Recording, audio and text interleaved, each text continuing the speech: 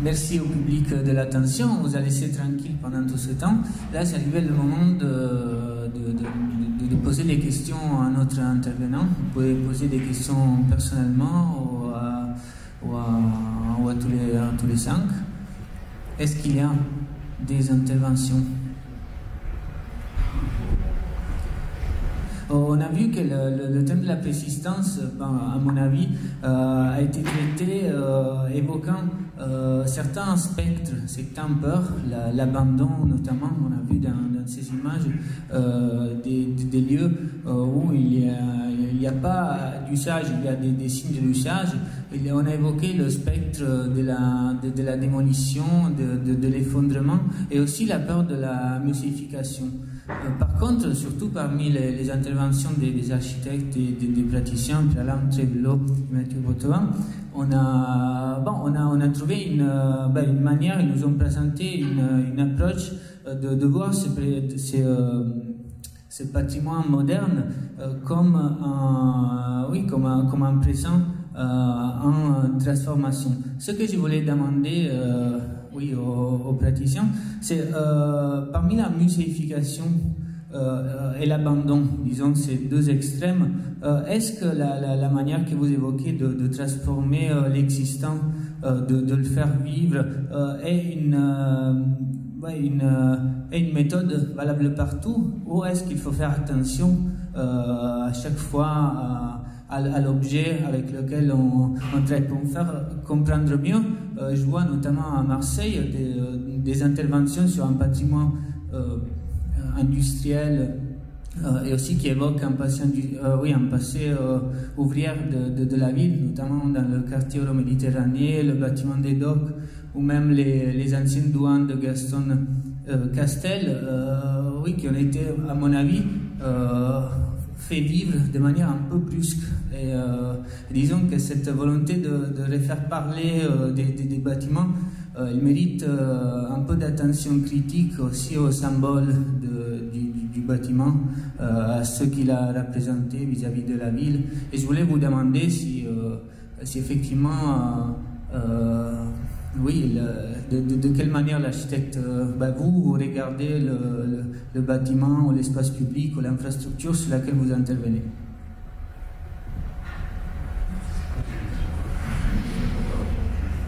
Donc, j'ai pas bien compris, mais c'est pas grave, je vais essayer de répondre à un truc. D'abord, je voudrais remercier Marie, parce que je trouve que c'était une performance poétique incroyable, ce que tu as fait. Tu parlais d'images en lisant un texte qui ne correspond pas à tes images, qui les filme naturellement et sans jamais te défausser, en continuant sur un ton comme si de réalité. Je trouve ça magnifique. Je trouve que dans ton travail, que je connaissais évidemment un petit peu et que je t'avais jamais entendu parler sur ton travail, je trouve qu'il y a une fragilité et je trouve qu'il y a une sensibilité évidemment magnifique. Donc ça parle de fragilité. Ce dont parlait Alexandre sur ces bâtiments où je ne comprends jamais rien à ces courbes qui ressemblent juste à une série de vulves qui s'enchaînaient l'une après les autres, quelque part il parle aussi de fragilité, puisqu'il nous a dit qu'en faisant des colonnes creuses et ça faisait bouger le truc, et donc c'était pour pas que ça se casse la gueule avec des points de rupture et des moments, enfin tous des mots que je ne comprends jamais rien, mais je trouve ça magnifique et je trouve que l'architecte ne peut pas exister sans ces moments de fragilité, que ce soit de la fragilité structurelle évidemment ou de la fragilité sensible ou sensorielle comme l'exprime Marie. Donc on n'existe pas sans eux, du tout. Je trouve que pour répondre à ta question, ce qui me semble, c'est qu'on a un gros problème avec le temps dans les architectes parce qu'on a un putain de problème d'ego. C'est-à-dire que les architectes sont les gens les plus égocentriques que je connaisse, peut-être à part les avocats, mais c'est extrêmement égocentrique, c'est-à-dire qu'ils ont peur du temps qui passe. Ils ont peur du temps qui passe, que le temps qui passe, c'est comme si ça les questionnait eux dans ce qu'ils faisaient. Donc c'est ce que fait TVK dans ses projets et sur l'espace public notamment, ou ce que je peux faire ici à la friche, puisque j'ai fait de la friche pour ainsi dire, presque quoi. C'est justement de prendre en considération ce temps comme quelque chose qui nous échappe, accepter que la chose nous échappe, accepter de perdre le contrôle et que la chose fasse sa vie indépendamment de l'architecte.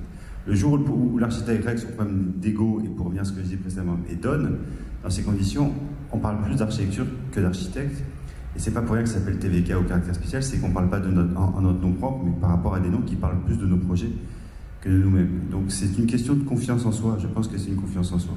Je pense que Marie a montré toute la fragilité, donc, enfin toutes ces failles qu'elle a montrées. Il y a plein de lumières qui sortent, elle a parlé que de lumière, c'est aussi un problème de confiance en soi. Alexandre aussi, avec son bâtiment qui parasismique, c'est un problème de confiance en soi. Je pense que les architectes sont des gens qui n'ont pas confiance en eux du tout et donc qui crispent le temps dans des trouilles de vieillir, justement. Et je trouve ça important que le bâtiment puisse vieillir comme l'architecte.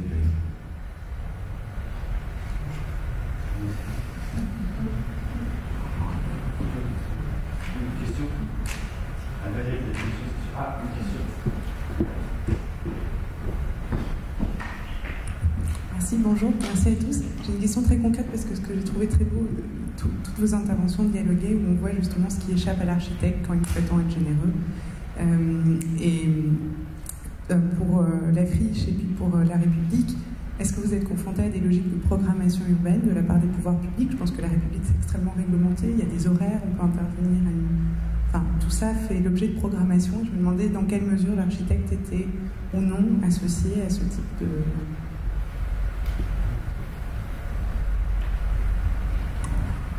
Parce que la superficie, ça fonctionne jusqu'à un certain point. Non, et puis la friche aussi, cette idée qu'on programme un espace public, donc avec des horaires, avec des interventions, je me demandais dans quelle mesure vous étiez associé ou pas.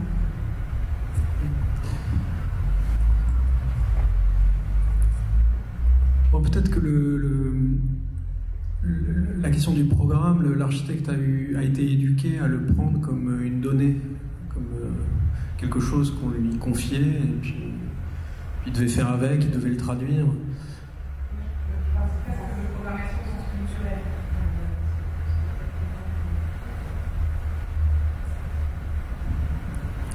Bon, la programmation et le programme, c'est pas la même chose, effectivement. Le programme, nous en tout cas, Place de la République, pour essayer d'être concret, on en a reçu un.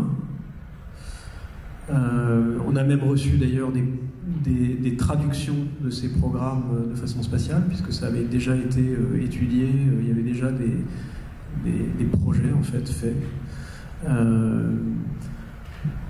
La programmation, c'est presque temporellement parlant ce qui vient après. Une fois que en fait, ce qu'on s'est donné comme programme collectivement a été mis en place, qu'on peut imaginer programmer l'espace. Donc c'est presque l'opposé en fait, programmation et programme.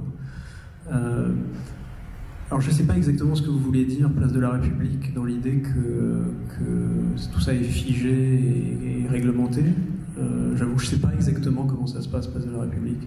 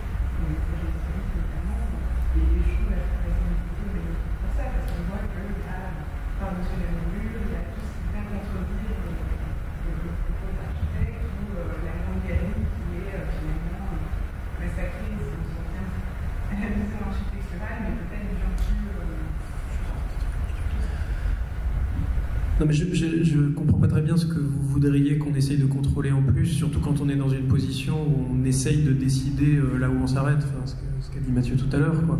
Donc peut-être que effectivement, enfin, moi je suis assez d'accord avec ce que tu disais sur la façon dont on se projette et dont on essaye de dire que on contrôle le temps, quoi.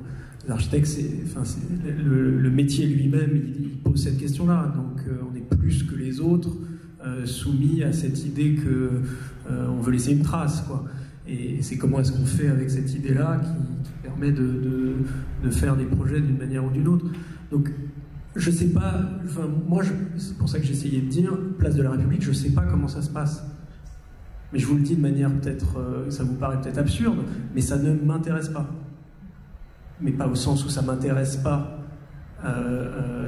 la vie qui s'y passe. Au contraire, ça m'intéresse. C'est que je veux pas commencer à rentrer dans la façon dont on essaye de réglementer la façon dont ça se passe, quoi. C'est la vie, quoi. Et en tout cas, c'est pas mon métier, et je veux pas aller là-dedans. Parce qu'à un moment donné, si je décide pas qu'il y a une ligne et que j'accepte pas cette fragilité ou l'idée que ça m'échappe, que ça se transforme et que la programmation c'est autre chose, je pense que le projet ne peut plus être fait de cette manière-là. Je sais pas si c'est clair ce que j'entends.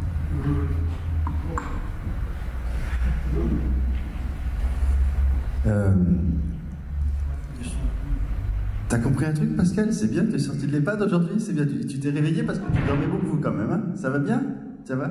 Tu as pris ta camomille avant de venir? Alors, je trouve que tu poses une question, enfin vous posez une question par contre qui est intéressante, à laquelle il est difficile de répondre parce que ça quelque part ça donne, vous demandez quel est le rôle de l'architecte. Moi je ne crois pas du tout à l'architecture modulaire ou modulable, j'y crois pas une seule seconde. Je pense qu'on définit quelque chose dans un temps présent et que la seule chose sur lequel on puisse intervenir, c'est sur le présent, ni sur le passé, encore moins sur le futur, donc c'est le présent. Donc la seule chose qu'on peut faire, c'est comment est-ce qu'on peut répondre de la manière la plus personnelle et la plus généreuse possible, sans que ce mot soit galvaudé, à la question qui se posait au présent, sans du tout savoir de quoi l'avenir sera fait, mais peut-être en permettant que l'avenir puisse advenir. C'est-à-dire qu'on est là pour imaginer un lieu. Une fois que le lieu est imaginé, il est vécu. Mais je trouve que la différence qu'on peut faire avec nos pères, qui sont un peu plus âgés, c'est que je suis incapable, et surtout je refuse catégoriquement, de savoir ce qui est bien pour les gens. C'est un truc facho, ça, quand même. Il y a un truc très facho quand même dans ce métier, limite, c'est savoir, moi je vais te faire un logement, je vais te faire un bureau, je vais te faire un truc pour te dire comment tu vas être bien, mais qui je suis pour savoir, je sais pas comment vous vivez, et je veux pas le savoir, ça me regarde pas. Et je veux surtout pas le savoir. Et c'est à vous d'imaginer la vie qui va aller avec l'endroit que vous imaginez. Donc il faut que ce soit le plus libre possible, le plus libéré possible de dénominations, de trucs compliqués. En gros, la plus belle des maisons possible, ça serait juste un tuyau pour faire caca, un autre pour arriver l'eau, un truc pour l'électricité, puis après vous faites un peu ce qui va dedans. Dès qu'on commence à cloisonner, imaginer une chambre, imaginer un séjour, une façon d'ouvrir, on incite une façon de vivre, et c'est un pouvoir qui est soi-disant donné aux architectes, en tout cas que les architectes prennent, que je trouve quasi facho, quoi. Vraiment quasi facho, et je suis atterré de voir qu'il y a encore bon nombre d'architectes qui considèrent qu'on va savoir ce qui est bien pour les gens, comment ils doivent vivre, qu'est-ce qu'ils doivent faire, et on va donc déterminer une forme préétablie avec un truc qui va faire joli, une façade qui va être bien, ou un toit, ou je sais pas quoi, et encore une fois, mettre là en ce moment c'est la mode des plantes sur le toit ou sur les façades. Qu'est-ce que j'ai à foutre qu'il y ait des plantes sur la façade, quoi. Je vis pas sur une façade, jusqu'à preuve du contraire. Je préfère être dans un grand appartement, avec le moins de cloisons possible que je puisse imaginer. Mais c'est compliqué parce que ce que je dis là, c'est donner une forme de liberté, si tant est qu'on puisse donner une définition à ce mot, de liberté aux gens. Et ça fout la trouille, la liberté. Pour revenir à la friche, on a pu faire la friche parce que les gens avec qui on bossait ici tout le temps. Donc il n'y avait pas de programmation. On est à la fois programmiste, architecte, maître d'ouvrage délégué, économiste, on a tout fait, on a tout inventé de A à Z en parlant avec des gens qui parlaient beaucoup parce que c'était le seul truc qu'on pouvait faire qui coûtait rien. Mais en partant d'une intuition au départ, qui était le point de départ, qui était que ce lieu devait fonctionner comme un lieu public en 3 dimensions, comme un espace public en 3 dimensions. Depuis le rez jusqu'au toit, et en partant plutôt du toit en descendant. Depuis le point de départ, on voulait que le toit soit une toiture terrasse accessible, qui fonctionne comme une place, parce que quand on était sur le toit, on était juste un petit peu au niveau du train, au-dessus des trains, juste un tout petit peu au-dessus de la Belle de Mai, et qu'on voyait comment la ville se constituait avec les collines, les quartiers nord, la mer, et maintenant on remet. Donc c'était l'intuition, elle partait de ce lieu-là doit être un lieu public. C'est tout. Et dans n'importe quel autre projet, avec un programme, si on dit je dois faire 7500 m² de lieu public sur un toit, le mec va te dire non parce qu'il faut un entretien, parce qu'il y a de la maintenance, parce qu'il faut le surveiller, donc ça va induire un coût de fonctionnement qui n'est pas prévu au programme, donc on ne peut pas le faire. Donc on va conditionner les trucs pour que ça puisse rentrer dans la norme, dans la grille du programme qui va rassurer le maître d'ouvrage. Le fait est que quand on fait le toit à la friche, donc en effet il y a des gens qui vont surveiller, en effet il y a de la maintenance, mais ça rapporte aussi économiquement parce que paradoxalement un lieu culturel ouvert et libéré, c'est aussi un endroit dans lequel on consomme, dans lequel on fait des choses, dans lequel il se passe des événements, dans lequel on loue cet endroit, comme vous dites, qui fait que ce lieu devient aussi un lieu de rentabilité dans un système économique. Donc en réalité, ce que je veux dire par là, c'est que de ne pas pouvoir de ne pas programmer la chose en amont, mais de pouvoir faire confiance à ce qui peut advenir, de ce que les gens vont en faire. C'est aussi une source potentielle, pas forcément financière, mais de potentiel de revenus autre que ce qui a été programmé. Je pense que c'est impossible en réalité de programmer un bâtiment en amont. On peut programmer des usages pour dire que dans un lycée, ça va être... Mais c'est impossible de programmer comment la vie va pouvoir rentrer dans le bâtiment avec le temps, parce qu'il n'y a pas d'autre alternative que celle-là. Donner du temps pour que les choses puissent se faire. C'est pour ça, après je m'arrête parce que sinon je ne m'arrête plus, mais c'est pour ça que les villes nouvelles n'ont pas fonctionné, c'est qu'on a déterminé une façon dont la chose devait être faite, sans pouvoir dire comment la chose pouvait advenir. Et ces villes ne fonctionnent pas. Peut-être qu'elles fonctionneront dans 10, dans 15, dans 20 ans, et peut-être que ça commence à fonctionner parce que le temps c'est un truc un peu magique et que la vie a trouvé une petite faille de lumière que Marie a ouverte avec son ordinateur qui ne marchait pas pour que la plante pousse, pour que le truc change et que l'accident, le facteur X qui fait que la vie rentre, le facteur X rentre dans ces endroits qui étaient complètement conditionnés pour que ça fonctionne. Voilà. Et je crois que permettre que le facteur X puisse transformer les lieux de vie, c'est ça notre vrai boulot à nous. Voilà. Alors si je peux me permettre, je pense qu'il y a des choses qui sont un peu confondues dans ce que tu racontes et de mélanger notamment le toit avec le reste de la friche, à mon avis, n'est pas tout à fait la même chose. Dans le sens où ce qui a été fait sur le toit, ça s'assimile dans le sens plus à ce qu'a fait TVK sur la place de la REP, c'est-à-dire proposer un plan libre et en disant on ne maîtrise pas forcément ce qui va se passer, mais on donne la possibilité à de multiples formes d'usage de s'y dérouler. C'est ce qui se passe en haut et c'est ce qui se passe sur la place de la République. En revanche, sur la friche en elle-même, il y avait déjà une pratique. Je pense que tu es arrivé une fois que en fait, je n'ai pas tout l'historique, mais je pense que tu es arrivé quand même un peu après qu'il y ait des gens qui aient occupé cet espace. Et donc, il y a eu un certain... Attends, laisse-moi terminer avant de... Et donc, il y a une autre manière de penser, notamment penser à l'espace public, comme tu as pensé à la friche, c'est de dire on occupe l'espace, on y met une programmation. Tu connais ça très bien, puisque c'est la question de la permanence de Patrick Bouchin, entre autres. Quoi. Mais en tout cas, c'est de dire on vient occuper, on met en place une programmation qui est plus une programmation culturelle, qui va elle-même découler sur un programme à partir duquel on va travailler. Et ce qui se passe, pour répondre en partie à la question, mais ce qui se passe sur les quais de Seine à Paris, c'est qu'ils ont pris le problème dans l'autre sens que celui de la République. En disant, on a toutes ces berges sur la Seine, on bloque, on met en place un opérateur culturel, qui est Artevia, donc qui fait de la programmation, qui pendant 3 ans est en charge d'animer et de mettre en place un certain nombre d'événements. Et en tout cas, l'intention de la ville, c'est de dire, ok, pendant 3 ans, on a une activité culturelle qui s'y passe. Alors ça va de projection de films à des cours de Zumba, hein, ça peut être très large quoi, sur le temps. Mais en tout cas, à partir de là, on fait émerger un programme qui, lui, sera adapté à ce qui est proposé. Donc je pense qu'il y a juste une petite différence à faire sur la manière de penser le programme, justement. Alors, oui, en effet, le rapport entre la place de la République et le toit, je suis d'accord sur le fait qu'on a laissé libre. C'est pas tout à fait la même échelle et c'est pas tout à fait les mêmes problématiques, mais sur la philosophie générale, je suis assez d'accord avec ça. Je pense qu'il y a quand même un lieu qui est un lieu, je pense qu'il y a un mot dont on n'a pas parlé, qui est l'accueil. Je pense que c'est aussi une façon d'accueillir. L'architecture, c'est aussi une façon d'accueillir. Et la friche c'est toujours voulu comme un lieu d'accueil à vocation culturelle, puisque c'était en effet, d'abord, pour faire un bref historique, il y avait très peu de gens qui venaient, c'était sur les 3 îlots, donc ça n'a jamais été un squat, ça a toujours été un lieu dans lequel il était autorisé de travailler.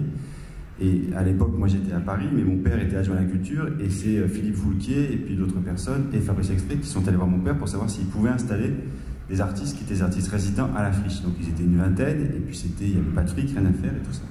Mais quand moi on m'a demandé d'intervenir, il y a plein de clés, donc je ne vais pas les raconter toutes, mais ce que j'ai voulu faire, c'était d'abord et avant tout un lieu qui soit un lieu public.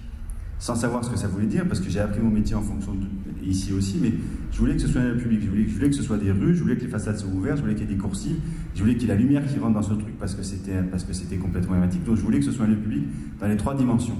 Et si ça a pris sur le toit, c'est une raison, mais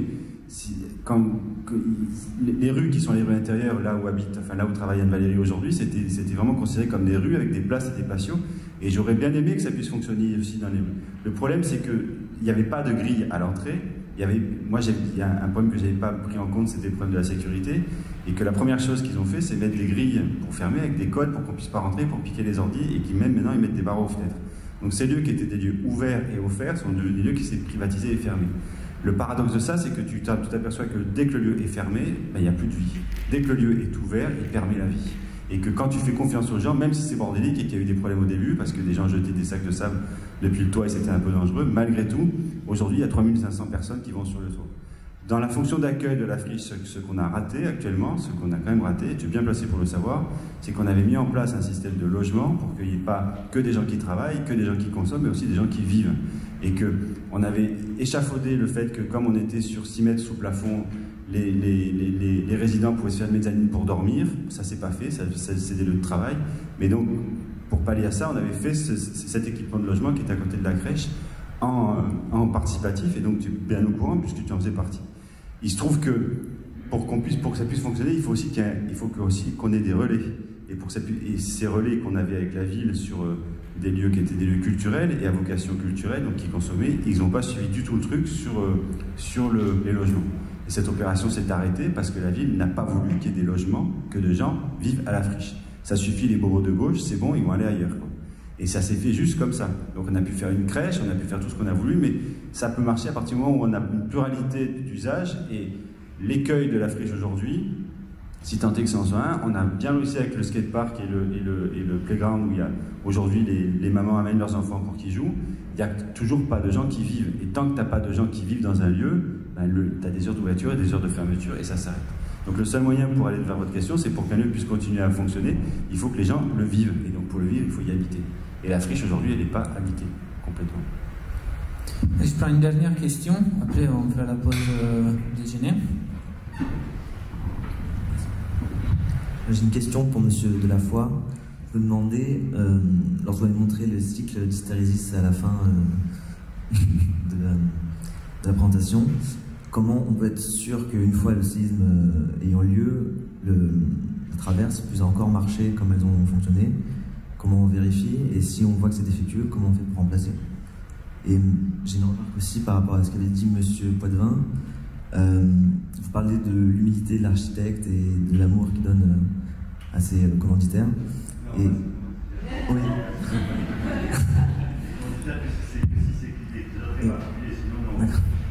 Et je me demandais, penser la démolition du bâtiment, la destruction, est-ce que c'est pas aussi faire preuve d'humilité et donc d'amour aussi? La réponse est toute simple, je crois l'avoir donnée dans mon exposé, il me semble. Les traverses sont tout simplement découpées à la disqueuse et ressoudées après. Et de manière générale, tout ce qui est conçu comme une pièce fusible dans un bâtiment parasismique est conçu pour être systématiquement enlevé sans même faire aucun test. Ça coûte pas cher. C'est quelques kilos d'acier, quelques heures de main-d'œuvre. C'est ridicule par rapport au coût du bâtiment ou lui-même. Donc c'est des choses qui peuvent sans aucun problème être déposées et remplacées.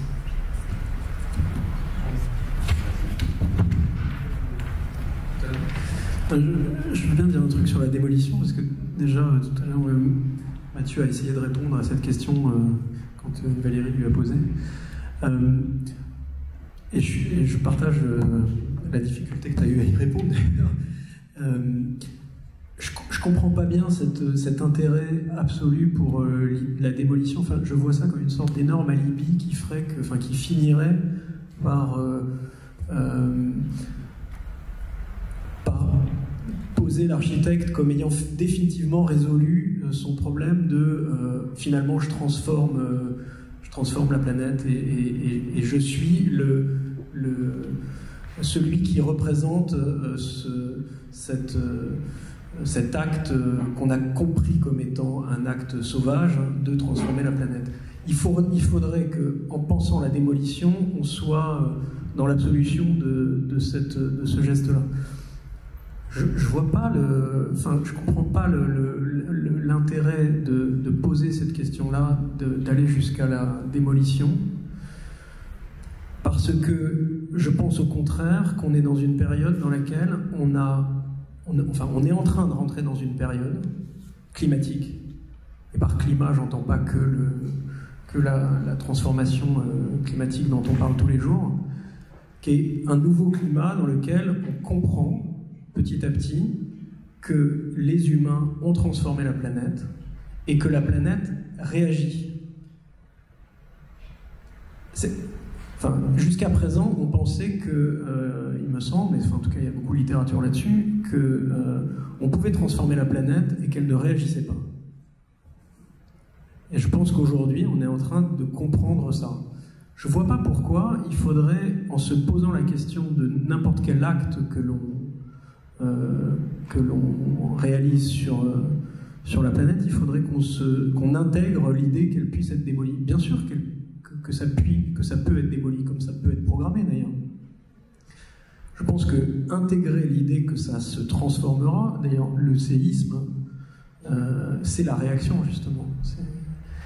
Donc intégrer que la planète réagit me semble déjà une révolution telle qui est un peu de l'ordre de quand on a compris que la planète était ronde et qu'elle tournait, quoi, et qu'elle faisait partie d'un système.